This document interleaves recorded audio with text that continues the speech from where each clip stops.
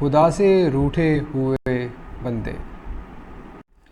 अस्सलाम वालेकुम जनाब, कैसे मिजाज हैं। आज मंगल का रोज़ है और मंगल के रोज़ हम सुना करते हैं एक कहानी।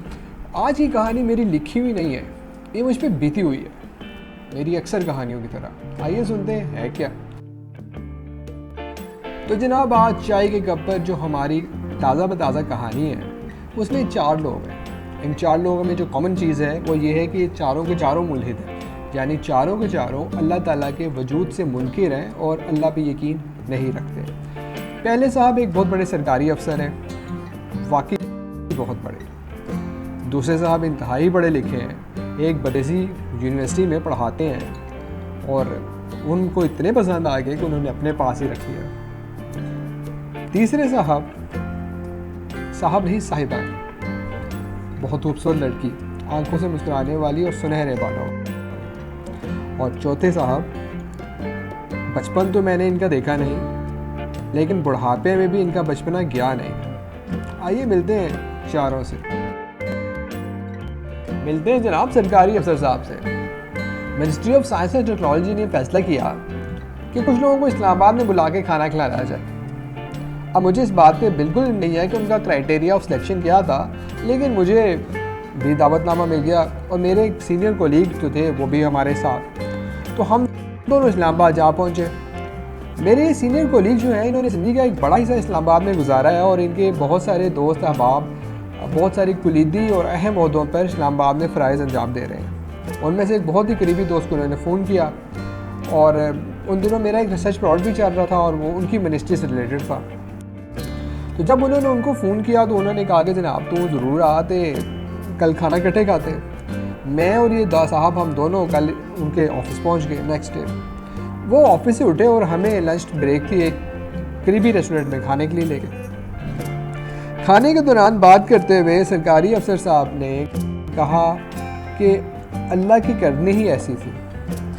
और मेरे सीनियर कोलीग जो थे मारे हैरत के उनके हाथ से चमचा ही नहीं छुरी भी छूट गई। ठक करके प्लेट में गिरी और छन करके आवाज़ आई और इसी ठक और छन के दरमियान में मेरे सीनियर कोलीग ने उन सरकारी अफसर साहब से कहा, विकी तू तेरा अब मैंने सरकारी अफसर साहब की तरफ देखा। यकीनन उनका मौजूदा नाम विकी नहीं है, उनके बचपन में कभी उनको विकी कहा जाता होगा। तो विकी साहब जगह तलाश कर रहे थे कि मैं दाएं से भागूं या बाएं से भागूं। बहरहाल उन्होंने बड़ा खूबसूरत सा बहाना तराशा और कहा कि यार इसके बगैर बच्चों को नेकी और बदी का तसव्वुर देना मुमकिन नहीं। अब मेरे जो कोलीग थे यकीनन उन्होंने कभी किसी ज़माने में उनसे बड़ी लंबी लंबी बहसें भी की होंगी। उनके चेहरे पे एक मुस्तकिल मुस्कुराहट छप गई और वो कहने लगे, ना ना विकी इदा नहीं। तो विकी साहब ने, जो हमारे सरकारी अफसर थे, वो ये कहने लगे कि नहीं यार, इसके बगैर माशरे में इंसाफ का निज़ाम या बदी का रोकने का निज़ाम राइज नहीं किया जा सकता। थोड़ी सी बहस के बाद बहरहाल हमारे सरकारी अफसर साहब ने कहा कि आम लोगों को खुदा के वजूद के बगैर ट्रैक पर रखना मुमकिन नहीं है, इसलिए खुदा का वजूद या कम से कम खुदा के वजूद का अकीदा ज़रूरी है। दिल में कहीं उस बात पर यकीन रखते थे कि वो खुद किसी की तख्लीक है, लेकिन न जाने क्या अमर माने था कि वो मान ही नहीं पा रहे थे। हमारे ये दूसरे साहब जो हैं ये आजकल एक बड़ी अमेरिकन यूनिवर्सिटी में, बड़ी मशहूर अमेरिकन यूनिवर्सिटी में प्रोफेसर की हैसियत से खिदमत सर अंजाम दे रहे हैं। बहुत लायक आदमी है। बुनियादी तौर पे ये हिंदुस्तान से हैं। हिंदुस्तान से माइग्रेशन करके माइग्रेट होकर ये पाकिस्तान आए और पाकिस्तान से माइग्रेट होकर ये अमेरिका चले गए और अब पहले हिंदुस्तानी शहरी थे, फिर पाकिस्तानी शहरी बने और अब ये एक अमेरिकी शहरी। मेरी इनसे मुलाकात पाकिस्तान से बाहर हुई एक चौथे मुल्क में। मैं इनकी तरफ अट्रैक्ट इस वजह से हुआ कि ये खालिस लखनवी लहजे में उर्दू बोल रहे थे और सच्ची बात है ड्रामों और फिल्मों के बाहर मैंने इन्हीं ही इस लहजे में उर्दू बोलते हुए सुना। यकीनन ऐसा लहजा जिसमें से खुशबू आए। मैं घूमता घुमाता इनके पास पहुंच गया। इन्होंने बड़ी शफ़क़त फरमाई, इनके साथ गुफ्तगू शुरू हो गई। फिर ये चले गए और इन्होंने अपनी बहुत खूबसूरत कलेक्शन गज़लों की पुरानी मेरे साथ शेयर की, और मेरे बहुत सारा अदबी नॉलेज वो इन्हीं साहब की वजह से हैं। एक दिन बातों बातों में इनसे बात हो रही, तो मैंने अल्लाह ताला के मतलब कोई बात की, तो इन्होंने मुझे झिड़क दिया और झिड़क के मुझे कहने लगे कि यार ये तुम किस किस्म के तसव्वुर की बात कर रहे हो जो तो कि जाहिल लोगों का तसव्वुर है। मतलब उनको यकीन था कि अल्लाह ताला एग्जिस्ट नहीं करते, उनके पास दलाइल भी बेशुमार थे। खैर मुझे बुरा लगा, मैं चुप कर गया और मैंने इनसे मिलना जुलना बात करना थोड़ा कम कर दिया। इसी असना में इनकी शादी हो गई। शादी इनकी बड़ी उम्र में हुई, बहुत बड़ी उम्र में नहीं लेकिन बड़ी उम्र में है। जिन खातून से इनकी शादी हुई वो एक कार्डियोलॉजिस्ट है और वो भी अमेरिका में ही होती हैं, वहीं काम करती हैं। एक दिन रात का वक्त था, शायद 2-2:30 बजे का, मेरे फ़ोन पे मैसेज की बीप हुई। मैंने फ़ोन उठाया तो इन्हीं का मैसेज था, और मैसेज ये था कि यार दुआ करो, तुम्हारी भाभी जो है वो हॉस्पिटल में। खैर मैंने पता किया तो पता चला कि उनको कार्डियक अरेस्ट हो गया और वो खुद हॉस्पिटल में एडमिट है।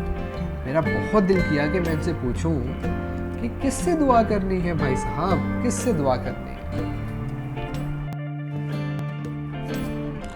खूबसूरत आंखों और सुनहरे बालों वाली ये लड़की जितनी खूबसूरत थी, उसका उस वक्त का बॉयफ्रेंड और मौजूदा शौहर भी ऐसा ही था। इन दोनों को देख के लगता है कि ये कपल शायद एक दूसरे के लिए बना है। उस वक्त भी ये लोग इकट्ठे रहा करते थे और इतने अच्छे लोग थे कि मैंने वो आखिरी खाना, अपना आखिरी फेयरवेल का खाना जो वहाँ पे खाया यूनिवर्सिटी से ग्रेजुएट होने के बाद, वो इसी कपल ने अपनी रिहायशी गाह पे अपने घर पे मेरे लिए अरेंज किया था। जुमे का रोज़ था और ये खातून मेरी यूनिवर्सिटी फ़ेलो थी, और जुमे की नमाज का वक्त हुआ चाहता था तो मैं डुडकी लगा के यूनिवर्सिटी से निकलने की कोशिश कर रहा था। इसने मुझे जल्दी जल्दी भागते हुए देखा और तो मुझे पीछे से आवाज़ दी और मुझे कहने लगी कि you are in a hurry, I think you are going to mosque, कि तुम जल्दी में हो, मेरा ख्याल है कि तुम मस्जिद जा रहे हो। मैंने कहा यस। तो उसने कहा कि तुम लोग जो हो वो जुमे को प्रेयर ऑफ़र करते हो। मैंने कहा हाँ, हम लोग जुमे को प्रेयर ऑफ़र करते हैं। तो उसने कहा कि अपने गॉड से मेरे लिए भी दुआ करना। अब ये बड़ा एक अस्टॉनिशिंग मोमेंट था और मेरे लिए बड़ा हैरत की बात थी, क्योंकि ये लोग तो एथियस्ट थे और बिल्कुल खुदा भी यकीन नहीं रखते थे, इवन शादी भी यकीन नहीं रखते थे। और मुझे याद है कि हमारी आखिरी मुलाकात में इसका शौहर, जो अब मौजूदा शौहर है, उसका बॉयफ्रेंड था, तो मुझे कह रहा था कि तुम्हें पता है कि इसके माँ बाप मुझे मजबूर कर रहे हैं कि हम लोगों को शादी कर लेनी चाहिए। और ये जो है, और वो इस बात पे शर्मिंदा, खातून इस बात पे शर्मिंदा हो रही थी कि ये बात वो मुझे बता रहा है और वो मुझे कह रहा था। खैर to cut short the thing, वापस कहानी की तरफ आते हैं। ये किस्सा फिर कभी से, तो वो मैंने उनसे कहा कि आप तो यकीन नहीं रखती खुदा पर, तुम और खुदा कैसी बातें कर रही हो। उसने कहा कि I believe in something, I don't believe in God, I don't know that whether I believe in God और not, but I believe in something. मुझे ये तो इल्म नहीं है कि मैं खुदा पे यकीन रखती हूँ या नहीं रखती, लेकिन मैं किसी न किसी चीज़ पे यकीन ज़रूर रखती हूँ, किसी न किसी चीज़ पे यकीन ज़रूर रखती हूँ। आइए बात करते हैं जनाब हमारे चौथे एथियस्ट और हंसते हुए मुस्कुराते हुए बच्चे से बूढ़े की। इनकी तो इतनी कहानियां हैं कि अगर इनकी कहानियां सुनाते चले जाएं तो शायद घंटों के हिसाब से वक्त कम पड़ जाए। खैर इनकी मेरी मुलाकात कैसी हुई वही एक अलग बात है, लेकिन इन्होंने मुझे चीज़ों को परखना, इन डेप्थ जाके उनको उनमें से लॉजिक तलाश करना सिखाया। अभी आजकल मेरी जब इनसे आखिरी दफ़ा बात हुई तो दुनिया में घूमते फिराते आजकल वो एक जर्मनी में एक साहिली कस्बे के करीब रह रहे हैं, और वहाँ इसलिए रह रहे हैं कि वो कस्बा जो है उसकी एक तारीखी अहमियत है और वो आजकल इसमें से कुछ एक्सप्लोरेशन करने की कोशिश कर रहे हैं। खैर बहुत लॉजिकल आदमी है और इंतहाई कटर किस्म के मुल्हिद हैं अपने नज़रियात के मुताबिक। मेरी अभी इनसे 3-4 दिन पहले गुफ्तगू हो रही थी और इन्होंने कहा कि ये जो अभी दुनिया में अभी मसला फैला है कोरोना का, ये अल्लाह गॉड की तरफ से एक आवाज़ है ह्यूमंस के लिए। मैंने अपना सर पकड़ लिया। मैंने कहा जनाब, कहाँ आप और कहाँ गॉड? आप किस खुदा की बात कर रहे हैं? तो चुप कर गए। उन्होंने इसके बाद इस मौजू पे बात नहीं की, और मेरा उनका ताल्लुक भी ऐसा था कि मैंने मुनासिब नहीं समझा कि मैं उनसे मज़ीद इस बात को करे दूँ। लेकिन मुझे लगा कि शायद ये कुछ रूठे हुए बच्चे हैं। जैसे कभी कभार बच्चा अपने माँ बाप से रूठ जाता है, या अपने बुज़ुर्गों से रूठ जाता है, या अपने बड़े बहन भाइयों से रूठ जाता है, अपने दोस्तों से रूठ जाता है। उसे इल्म नहीं होता वो क्यों रूठा हुआ है। वो एक जानिब बैठ जाता है और इंतज़ार करता रहता है कि शायद उसे कोई आगे मनाएगा। एक अजीब सी कैफियत होती है। शायद आप भी कभी बचपन में इस कैफियत से गुजरे हों। शायद आपने भी बचपन में बच्चों को इस कैफियत से गुजरते हुए देखा हो कि उन्हें खुद इल्म नहीं होता कि वो क्यों हैरान है और वो क्यों नाराज़ है, लेकिन वो एक जानिब बैठे होते हैं। किसी की नीयत बुरी ना हो, कोई कहीं इमिग्रेशन लेने के लिए, कोई कहीं कोई बेनिफिट लेने के लिए जानबूझकर और बेईमानी के तौर पे मुल्हिद ना बनाओ। हर पढ़ा लिखा शख्स, हर लॉजिकल शख्स, हर नीयत खालिस शख्स अंदर से कहीं ना कहीं से जानता है कि देयर एग्जिस्ट समथिंग जिसको मानना पड़ता है, जिसके माने बगैर ज़िंदगी नहीं। हमारे आज का किस्सा